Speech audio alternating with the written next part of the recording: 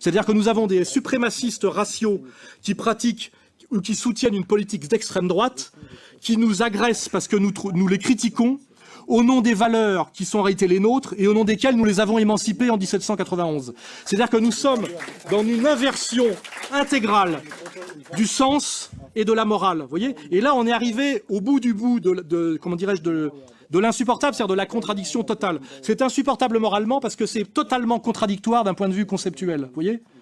Et je prétends, et je ne suis pas le seul, avoir quand même hérité d'une culture, moi, petit français moyen, qui me permet, contre les mensonges de Kuckerman et de Bernard Lévy, de comprendre tout ça, c'est-à-dire de le comprendre et de le dire, de l'expliquer. C'est ce travail que je fais. J'ai d'abord compris tout ça pour moi-même et j'ai fait l'effort de l'expliquer au maximum de gens en France pour les protéger, les défendre et leur permettre de se défendre contre une domination qui est scandaleuse sur le plan moral et dangereuse sur le plan politique et dangereuse, comme je le dis, pour tout le monde, hein.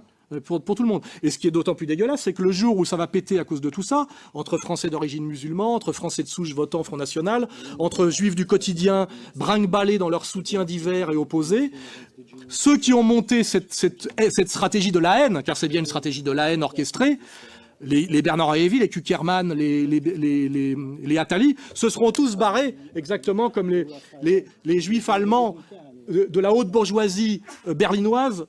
En 1933, ils ont vite compris qu'il fallait qu'ils se cassent à Londres ou à New York. Ils ne sont pas restés. Hein. Voilà, c'est exactement pareil. Et ces fauteurs de guerre, ces fauteurs de haine, qu'on peut très facilement désigner, car nous avons toutes les preuves pour les désigner. Bernard-Henri Lévy ne fait depuis 1977 que de déclarer des guerres et de cautionner des guerres. Cette salope, cette ordure, hein,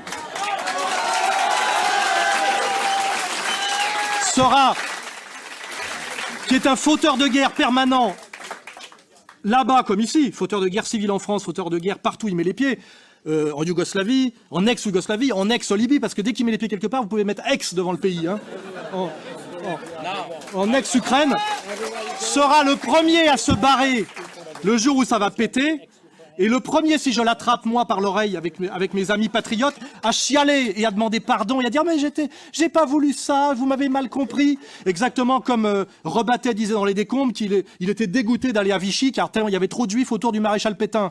N'oubliez pas ça, la réversibilité de ces ordures quand le pouvoir change. Vous verrez que si demain le Front National arrive au pouvoir, vous les rêvez tous dire qu'ils étaient patriotes, qu'ils pensaient comme Éric Zemmour, qui a le courage, lui, de le penser quand c'est un peu dangereux, et qu'il l'avait compris, pressenti, dit, etc., et de balancer leurs propres corps-légionnaires comme ils l'ont fait quand ils ont fourni notamment les listes qui ont aidé à faire la rafle du Veldiv. J'ai tous les documents, je sais toutes ces choses-là. Je suis en danger parce que je vous permets de le savoir. Hein.